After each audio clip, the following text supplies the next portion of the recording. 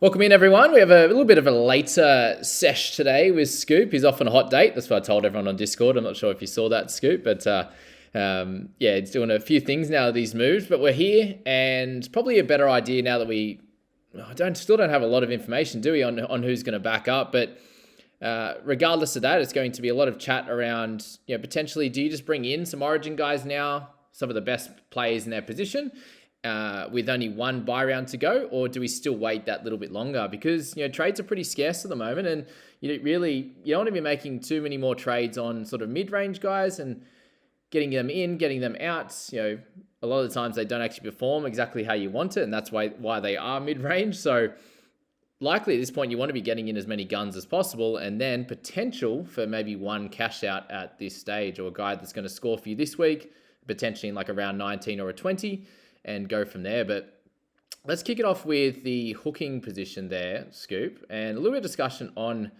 what you might think you would be doing in that hooking position from here. Do you go for someone like a Harry Grant right now, or do you still play it a little bit safer with a guy that's going to be playing in 19 and has no backup risk? I don't mind bringing in Grant at the moment. I mean, he just did come off an Origin game and he is backing up, but he's also coming off that really big 91 in round 15. So his price is bottomed out. It's as cheap as he'll get for a while. Both him and Munster from the Storm, but especially Grant, 758k. And we had him up at high 800s earlier in the season. He's the top clear option at the moment, particularly with all of the alternates, either coming back from injury or back into Origin now, with Cook and Robson playing game 2 last night. So I think bringing in Grant now is a pretty good strategy if you want to gun up. That's the biggest thing, isn't it? We're just focusing on those numbers. And Grant is 5.2 points ahead of Damien Cook, and he's actually going to play more games as well in the next period. So I personally own Cook and Robson, so that whole situation's a bit annoying at the moment. But yeah, 5.2 point gap there, and then Robson's another couple down. Marshall King's another 3 down from that. So yes, if Grant backs up, hopefully he can still put on something decent. He looked great the other night as well, and obviously looked great in round 15. So I definitely see a lot of merit in bringing in someone that's averaging 61.1 that's priced in the low 50s, right? So yeah, he's definitely someone that, and probably the main guy on my hooking radar at the moment, him, and then obviously someone like, Jeremy Marshall King has some issues with his shoulder, but potential for an option him playing all of the rest of the bye rounds. Tanner Boyd, the same deal. He's going to play all of them, and then Wade Egan's probably Wade Egan and Jacob Little are probably the only other ones, right? Yeah, there's a couple of cheaper options, but for points, there's really Harry Grant and then the rest. Like Tanner Boyd, if you've held him through, there's argument to be made you could have him as your second hooker, given that he's doing pretty well with his handy duel as well. Just because some of the other options are that step below Grant, if you've got one of Grant and those other two, I think you can hold that for the rest of the year. Yeah, you're just looking back at some of the scoring that Grant was coming up with in the first 5 rounds there, and he can get back to that for sure. He's got a random 77 in at round 8, and then the 91, and some low scores around that. So he's one of those guys that he's going to go up and down across the year. We look back at 2022, and he starts that little bit lower around the 700k mark, and then very quickly gets to an 870. He comes back down to a 718, and then finishes really strong and ends at about that 800 mark. So these kind of guys, when they're a top tier gun, they're going to go through the ups and downs throughout a season. So Grant, very clearly a good option in this week if you like, and just making sure that you are looking at round 20 and where you're at for that week for sure. So let's speak about Tanner Boyd now. 681, coming off a good week there that he had in that last round of 65. He was coming off 340s before that. So that's definitely one thing that I'm personally worried about if I'm looking at bringing him in. But yeah, really when you look at it, Grant missing one more week and he's 80k more expensive. It probably is a no-brainer, isn't it? Yeah, if you look at it like that and you're reasonably happy with what Tanner Boyd's doing at that price, it's a definite upgrade to go up to Grant for 10 points more at 70k price difference. That's a good deal to me. The only thing I'd have against Boyd is if they have a bit of a shake-up with just now Holbrook basically confirmed to depart and Hasler taking over in 2024. So I don't know whether that'll change anything or they'll try different combinations or shake anything up. But as long as Boyd's there, and Sexton isn't going to take kick meters or anything away from him, he's going to remain a pretty good option. Yeah, for sure. He's definitely on the radar, but yeah, thinking of Grant, these types, it's like, yeah, but if you don't have the cash, then he's definitely going to be solid with no buys for the rest of the year. And I think he's a clear play in the 17 each and every week. Reece Robson, I own him. We're going to speak about him. We're going to speak about Cook as well. That 80 minutes last night just really hurts. As soon as Trbojevic went down, it was obviously sad for anyone who, for Tommy, but for anyone who owns him in fantasy here. But then for Robson, knowing that he was going to play 80, that meant Damien Cook played 80 as well.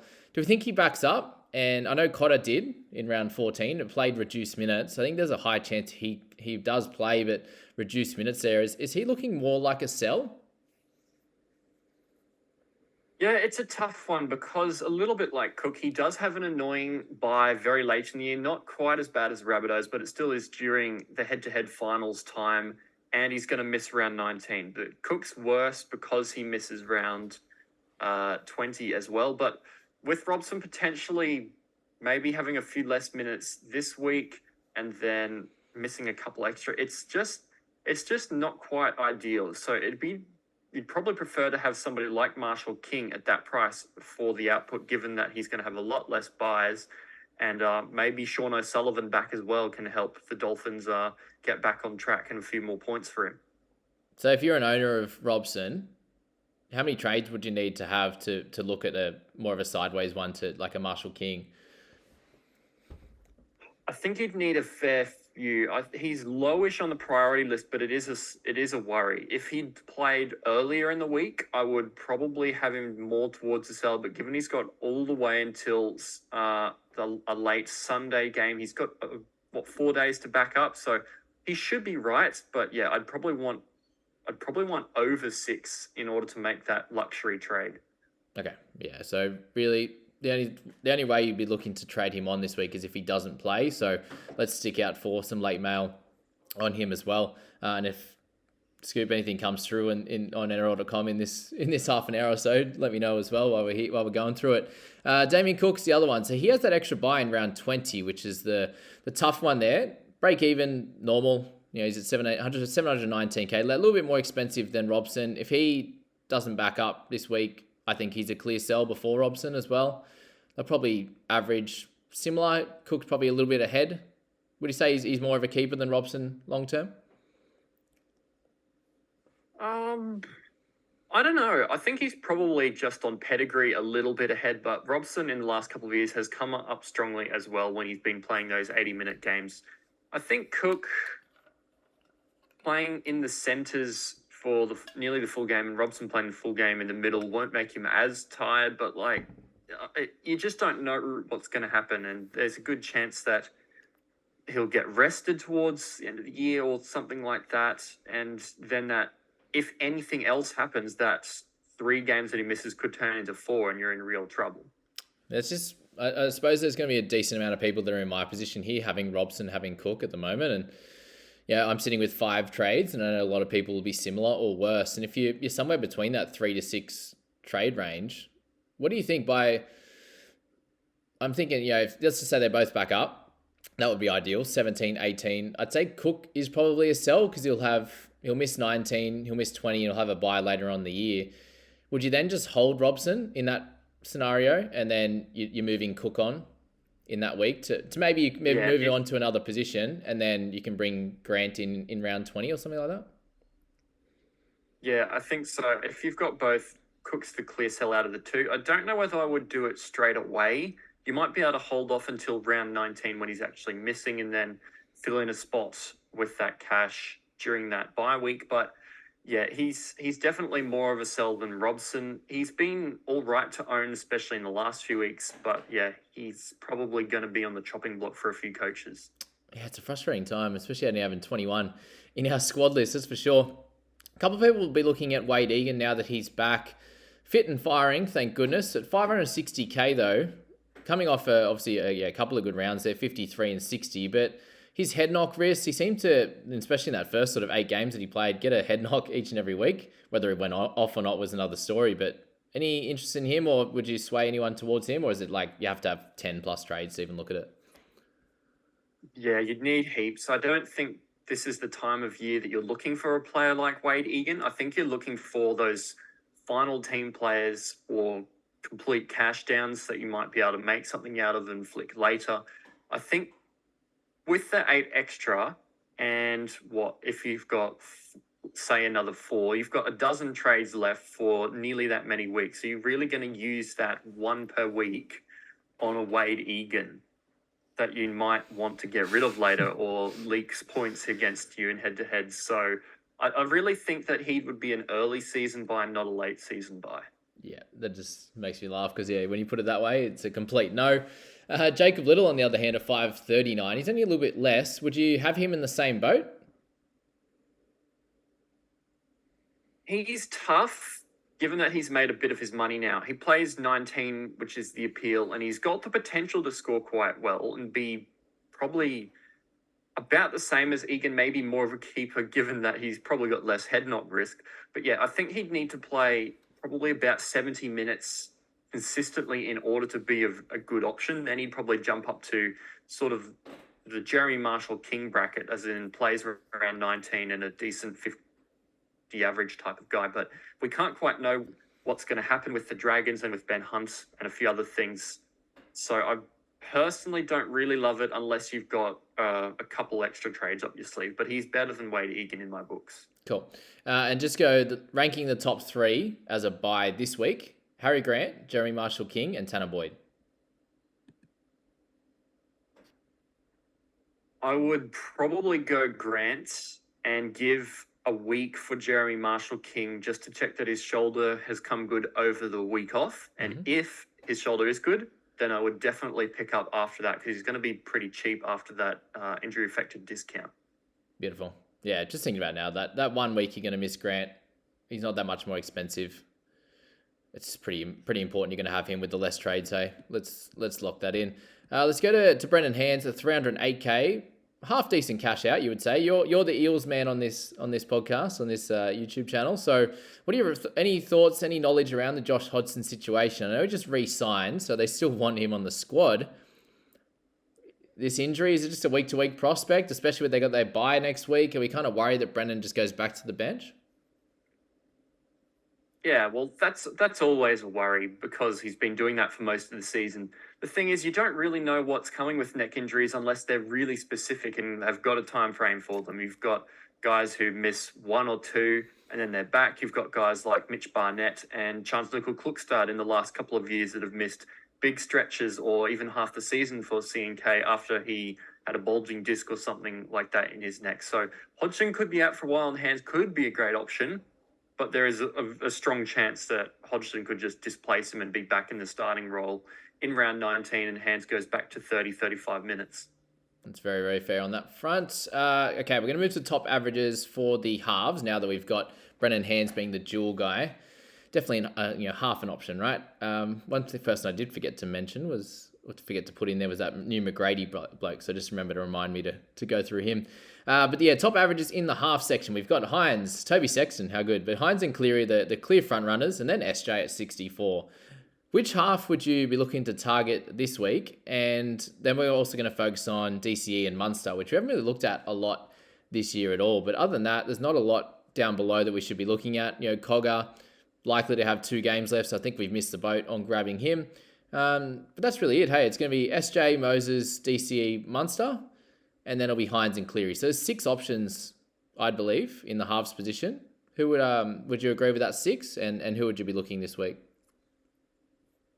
Yeah, I'd agree with that. The only other one I'd probably add is Dylan Brown if he gets out of that situation, but we can't rely on that. So I think long-term, Cleary Hines are obviously the top, and I probably would put Johnson then. It's tough, hey, because they're all about that 60 average or have been in the past. For short-term, I think Sean Johnson is possibly the best captain this week against the Dragons. So I'd be looking to get him in if you are wanting to get rid of Mitchell Moses or something like that. And Munster is very cheap at the moment for what we know he can produce. Yeah, definitely. Let's speak about Munster then while we're here. All right, 720k, a little bit of a higher break even after a few low scores in there. he is coming off a 78 against the Sharks. Next few games, so you'll play Manly and then Penrith. So, a tough one there. Manly's going to be probably not too tough. But following that bye, they've got the Roosters, Knights, they've got Parramatta and Penrith there again. So, a few tough ones in there. Munster, what are your thoughts on him this year? Is he just going to end up at that 60 average as per normal, or is he just going to stick around this average, do you think? Yeah, it's a little bit of a tough one because usually we see a little bit more consistency with those 50 pluses, but there are a few 40s and the odd 20 in there this year. But I mean, you really would hope to be on the end of another 100 like he had in round 6. I think that with the tougher end to the year, Munster in previous years has really stood up in those games and wanted to take them. He's actually scored better in those than the easier games. So I think there is an argument to be made that he is even a strong buy with that draw. So in all honesty, you could go either way. At the moment, if you don't have SJ, though, I really would love him against the Dragons as a captain. Yeah, and you've got him for all the next bunch of rounds, right? Until their bye after the big bye period. So I think, he's probably likely to be my captain. You'd have him first? Who would be a secondary captain option this week? I think the other two would be probably Jack de Belin. He had a bit of a hiccup where he wasn't scoring well in the first half for some reason last game before he got his head knock, but then he returned to that good PPM before he went off. So I think there's no reason to think he can't score really well. And then Mitchell Moses again this week. I think he'll be wanting to prove that, it wasn't his fault that the Blues lost. And, he's just one of the better options because there's so many out. I agree with that. That's Munster. Your general thoughts on Origin last night from a Queensland fan? It was a bit of a strange game because there didn't seem to be a lot of errors, but the errors that did happen, Queensland, I think, were just able to capitalise on those a bit more. Like the DCE chase down was probably a 12-point turnaround given that it stopped the try and then straight after Queensland scored. So I think it could have been a lot closer than it was, but yeah, you could just see Queensland were a bit hungrier. Any thought? I've only been hearing New South Wales fans talk about it, but New South Wales tactics, coaching, any general thoughts there that might be different to everyone else? I'll be pretty surprised if Freddie does make it to game 3, but if he does, he has to change things. Like, they've lost the series. They could make as many as 4 or 5 changes, I reckon. Things like Kolomatangi in for Hudson Young. They might put Hines back in the halves. They might change up the way that they go with some of their others and their outside backs, like putting Campbell Graham in, especially now that Turbo's gone. I think there are a few things they can do that we probably were thinking they should have at the beginning of the season, at the beginning of the Origin series. So if they do those and come up with a positive result, that could be the way to go for moving forward. Yeah, it's definitely, that's the interesting, isn't it? When it is a dead rubber on that's game 3, the changes that could be made for our fantasy team as well. So yeah, that's going to be very, very interesting. And, would they pick Cook again? Like there's questions like that come into it. And again, shows why, as you said, waiting until round 19 is probably going to be the best idea to go with there for your squads. Yeah. DCE. So he's had a strong year. He's sitting at a 59 average, but that's pretty well normal for him, right? 59 average. He's priced a little bit under that at 767, just with some low scores in his last 4. About a previous 4 of 49 average or something like that. So, is he someone that you'd look at now, or are you avoiding him? I wouldn't look at him now. I think he's Munster, but a couple of weeks further behind in the timeline. I think his break-even was like nearly 100 this week. Yeah. So he could get down to 700 flat if he doesn't come out with a big one or two. And then you can pick him up in round 20. No, did they miss that week? I can't remember. But you could pick him up for the run home at a similar price to what Munster is now, I think. Okay. Yeah, they buy in 19 and then they're done as well. So that's that. Jack Hogglebun, we moving off him because he's only got a couple of weeks left, likely. Yeah, it's like the Turpin situation. You've made so much money if you got on at the right time, but yeah, with only a couple of weeks left, I don't know if you can do it now. Beautiful. I agree with that. Sandon Smith at 223k, looks like he's got the spot at least until Sam Walker is healthy. When Sam Walker will be healthy is the big tough question. At 223k, the low break even, got the 41 last week. He kicked goals as well. So, got a try assist, got a line break in there, tackled well, missed 3, had 4 errors. So you'd imagine some of those stats would be slightly improved, especially the error portion. But he seemed like a pretty solid player. Is he a half a decent cash out option this week? I think so, especially with Joe Manu moving back to centre. I think they've really looking at him as an option to persist with for a little while. Yeah, it's just the Sam Walker. We don't know what's going on. He's been delayed, is it twice now? So I think Sandon Smith will at least have a couple of games and is really one of the only options that I actually like as at least having some decent value in him. Like Brendan Hands is similar but misses 18, so you're not going to get that other guaranteed game pretty much. Yeah, and you're really not looking for him to... You obviously want him to score well, but not make too much money to sell him. It's more just to have as a scorer, hopefully. If it does stretch out to round 20 as well, so 17, 18, you may need him next week in 18, but 17, 18, and then 20 would be really cool, and that's probably all you're going to need him for, right? Yeah, I think so. If you've got a couple of trades up your sleeve and he's managed to crawl to low 300s, then maybe you can push him down to another real bottom dollar cash out to eke out that last gun. But I mean, he's probably not going to make enough money to do that unless he stays there for a good while. And I think Sam Walker's going to be back before then. So good cash out, money maker, not so much, but he'll do better than the other options. I'm with you there. Isaiah Yeo, he comes in. I know something that you're half interested in at 850k. Big break even, obviously, but just continuously hits great scores. Very, very, as I say, consistently there. What are your thoughts on him as a buy this week, seeing as though he just plays 80 minutes every single week? It's crazy.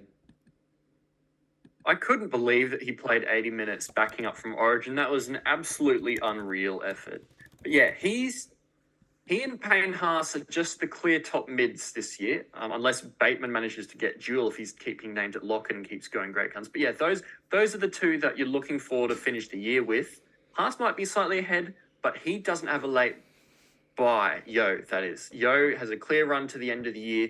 And in all honesty, he's somebody that I'm strongly considering bringing in round 18 for Mitchell Moses, given that both Madison and Hopgood will be out and I will need an extra mid. So if I cash in then after he's maybe lost a little bit with his high break even, he'll only miss that 1 week and then he'll be back and I'll have him as a gun scorer for the rest of the year. So I quite like Yeo as an option. Yeah, it's definitely something to think about next week as well. And the exact positions that you need. So the averages are Haas was 66, Yeo is 64, then a gap to Hopgood, which most of us have, Adam Fanua-Blake, Jack DeBellin. So out of this list here, personally, I'd only be looking at, if you haven't grabbed Tohu Harris yet, you're probably still staying away. I'd say hopefully this week off has helped him, but he just doesn't look the same. His knee's not amazing. We want him at full ball, that's for sure. But, Carrigan's someone that's going to be eventually on the list, Tino. But right now, it's Jack DeBellin, Fanua-Blake. Very expensive for Fanua-Blake, so is DeBellin. But yeah, Haas or Yeo, you probably need at least one of them for the run home, right? Yeah, I think so. A lot still have Haas. Some are sold like me, but I think you definitely need one of those guys that can just go mental on any given week and get you an 80 in the middle that can win you a head-to-head or just really push you up the ranks. Yeah, he played so many minutes last night too. I don't know how many he's going to get. For the Broncos this week, that's for sure. Carrigan was big minutes as well. We'll look at the edges while we're here as well. So Fafita is the top dog at 62. We've got Hopgood in there, the dual. Then it goes down to 55.5 with Nakora and Isaiah Papali'i with Madison and Bateman. So really, anything under that, I'm not super excited about. We've obviously got Jack Bird, who's going to be used as a centre, but it's really that top top six, right?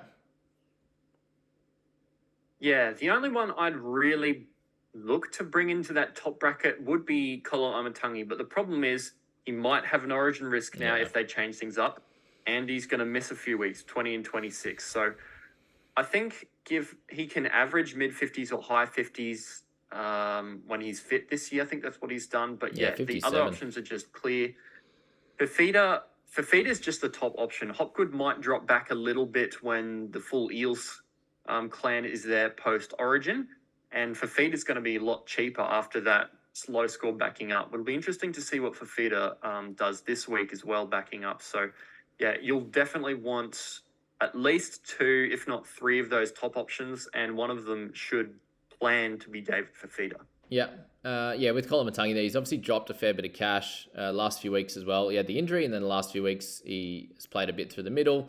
There's a bits and pieces there. He was averaging 57, so at 665k, there's definitely upside, but is it too much of a risk, do you think, with him potentially playing Origin and the bye in round 20?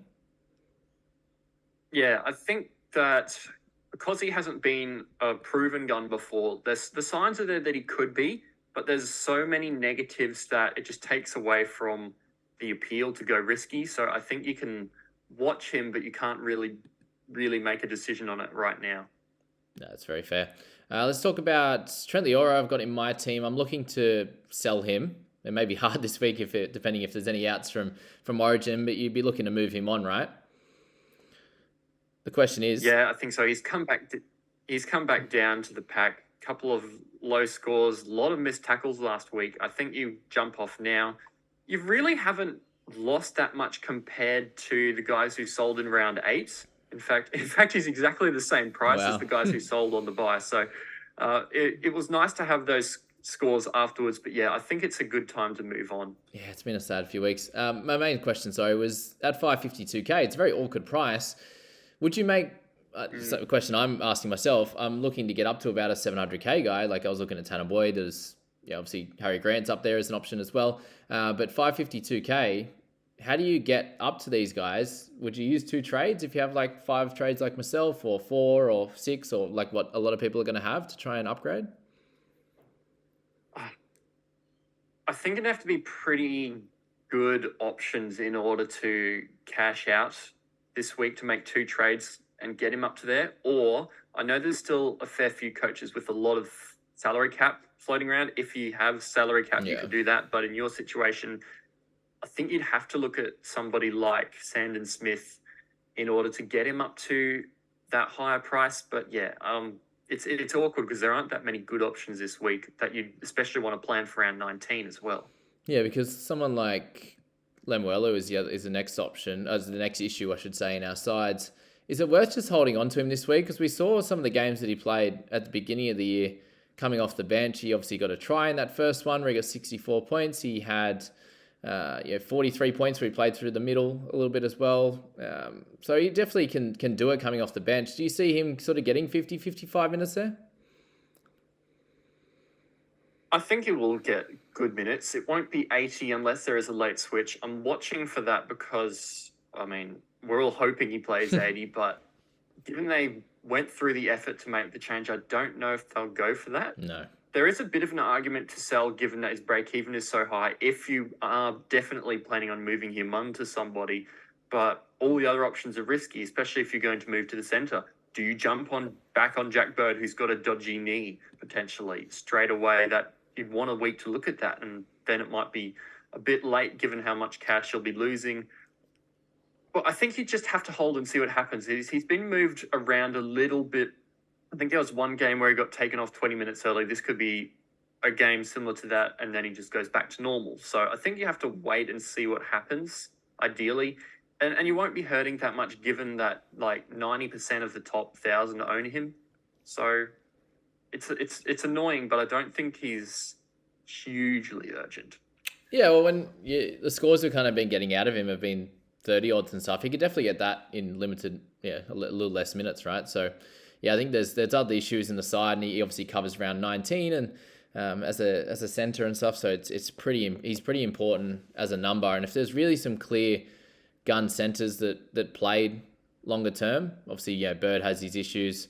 Campbell Graham's an option I've got here, but he has a buy in round 20. He could play Origin in game 3. So Dane Gagai's there. He has a buy in round 19. So is it worth trading a guy that you're going to get those extra points of in that week for someone, and changes could be made to the Dolphins team either this week, but more, if there's an injury to Kenny or to Felice, he'll come straight back in. There's lots to think about, and it's probably worth just sitting on it for a week with Jack Bird's break even being high as well. If that's your target, you may get a better score from Bird this week, but he could also get injured again. So, so much to think about. But in my situation, would you look at Liero as a sell before Lemuelu? Definitely. Yeah, I think so. Especially given that he's not available in the centres, you want more points in that position. And I think you just look to move him on now. Yeah. You still got Bird as an option, right? For people if they want, in general, Yeah, just I as a mean he's trade in. definitely an option.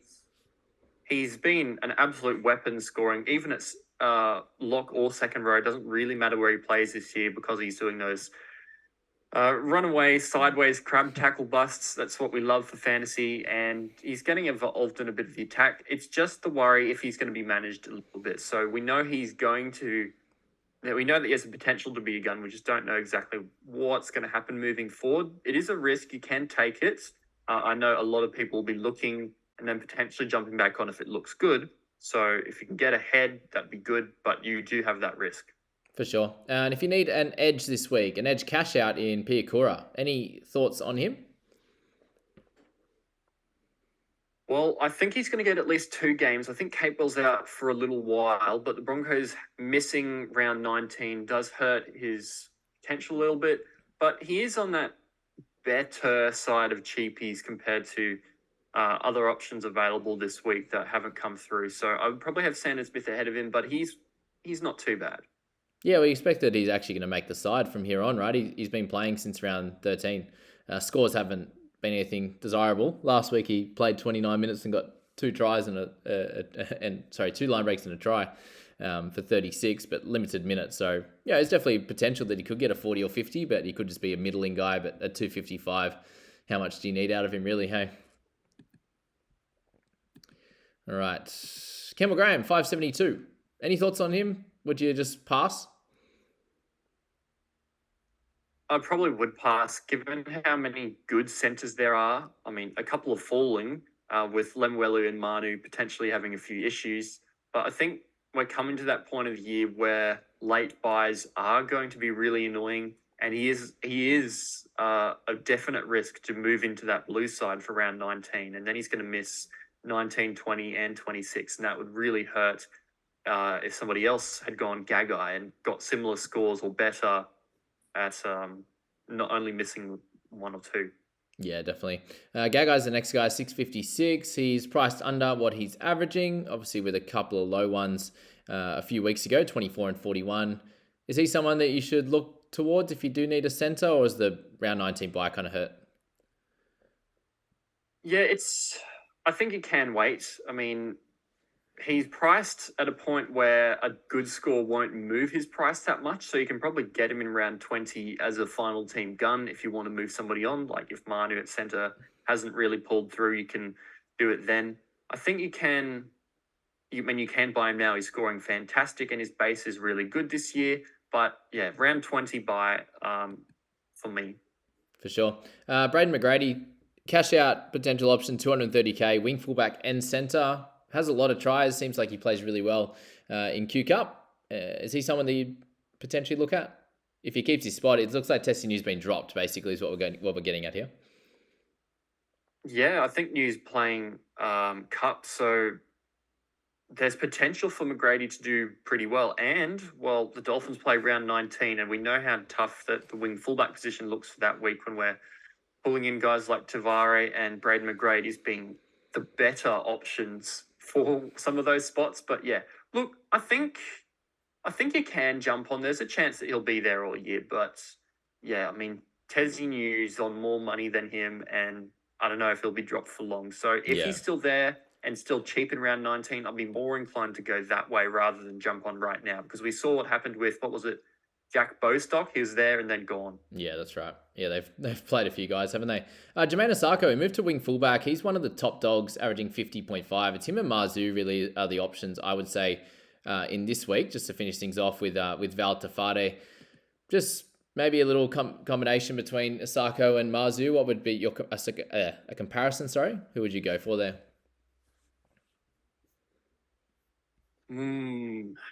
What's Marzu's price? They're pretty similar. They're both sort of mid to high 600. Yeah, 655 and 689. Look,